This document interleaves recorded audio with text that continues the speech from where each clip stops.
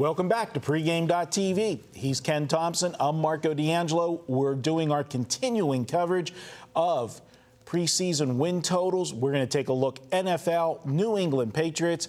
And this is probably not going to be a popular pick. And I'm looking at New England, and they've got that season win total at 11. And right now, you know, unfortunately, with everything that's gone on, you know, this summer with Aaron Hernandez, the unfortunate situation there, this guy, allegedly, so, we don't want to draw any conclusions, but doesn't look good for him. And everybody says, okay, who's Brady going to throw to? You lost Wes Walker. Now, Aaron Hernandez is gone. This is a team that we have seen it time and time again. It's plug and play, in my opinion, with New England. It's as much of the system as it is the players. And everybody says, you got Tom Brady. He's got to have somebody to throw to. Well, let's remember back to 2008. First game of the season, Tom Brady goes down for the season. In comes Matt Castle. Hasn't played, at all in the NFL. He had a season that got him paid. He goes on. Big time. Big time. The Kansas City. A guy that never took a snap in college for USC. Yeah. And because now, was it the player? No, it wasn't the player. It was the system. It was Bill Belichick's system. And I think the New England Patriots are going to be just fine. Plus, I'm looking at the division. The Jets are the Jets. They're going the wrong way. And Mark Sanchez, and I don't know which side of the fence you are. I know you're a Jet fan, but where? No, I'm not. No, I'm a Colts fan, baby. You're a Colts fan. Okay. Sorry, I thought you were a Jets fan. No, that was my old man. My old man was and my brother and my sister, they're Jets fans. But no, I'm on the other side. All right, that's why you're the black sheep. There you go. The situation with Sanchez, I just don't think he is an NFL, caliber. I think he'd make a good backup. I don't think he's a starting quarterback in the NFL to carry a team to the playoffs. Yeah, well, here's the thing. I mean, he had some good years when the team around him was good. And the defense still, when the Jets were making their runs for the playoffs, the defense and special teams were very solid. The offense did what it had to. And still, Marco, we look around, and yes, Antonio Holmes, and, they brought in Plexico Burress. But, I mean, did they really have any big-name guys, on the offense? Have they really built that offense to where it takes pressure off Sanchez? Because I agree with you. He's not a Studley-type quarterback like a Peyton Manning that's going to shoulder burden. He's not that guy.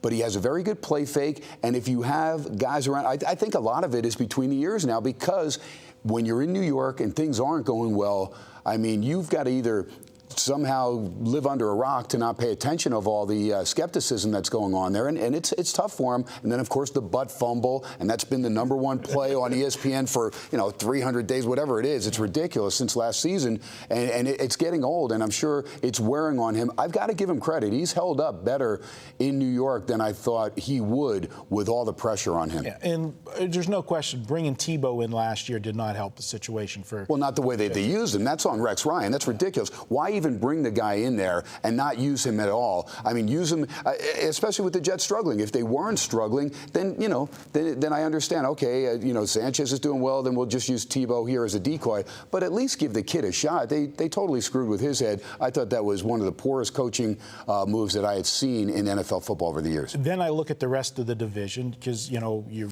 got to play the other teams twice. And I look at Buffalo, and you've got a new coach, quarterback situation. You don't know if they're going to go, with the draft choice or, use the free agent sign. It's going to be learning for E.J. Manuel as you go. And then you look at Miami, and I know a lot of people are high on Miami this year, and I'm still of the thing of the sophomore jinx. I think the quarterback's going to take a step back. Isn't it funny, though, too, because the major skeptics were all Tannehill. He's not a starting quarterback. The guy played wide receiver for a couple years at A&M before he got to be quarterback, but a lot of people didn't think that he was going to make it.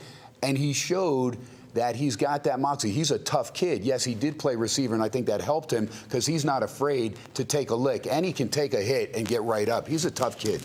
Definitely he is. And I look at the New England Patriots here. We talk about the plug-and-play system, but here's a team that had, obviously a first-place schedule this year. You finish in first, you play a tougher schedule. Every year it's like that. But I'm looking at their schedule. They only have 5 teams on their schedule that had a winning record last year.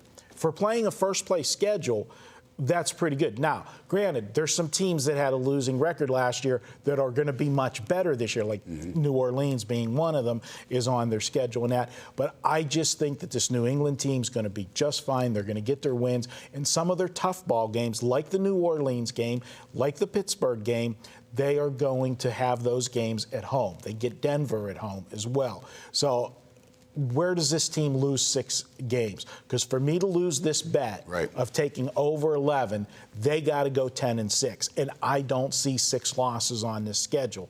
So you know what? Let's just go ahead and make it official. There you go. As I said, with the schedule they have, with Bill Belichick, with Tom Brady, the system they have, this is a team that I see can stumble their way to 11-5. And 11-5 we push. But I think that if they have any expectations of it, exceeding expectations, they're going to have no problem going 12-4 or 13-3. They've got a decent schedule, and as I said, all of their tough games, most of them are at home. That's a huge advantage for New England. And Tom Brady plays well on the road, too. So I think this team, I don't see myself losing. At worst, I see myself pushing this bet at 11-5. I don't see them getting to 10-6. So I'm going to go ahead, take the New England Patriots, and because of all of the circumstancing surrounding them, we're getting the over 11 at a decent price with the juice. So we're going to go ahead, make it official. New England Patriots over 11 wins for the season, win total. He's Ken Thomson. I'm Marco D'Angelo. We're going to be back. We'll be doing this all summer long as we lead into the college and NFL seasons. We'll have season win totals for you here at pregame.tv. Thanks for watching, and good luck.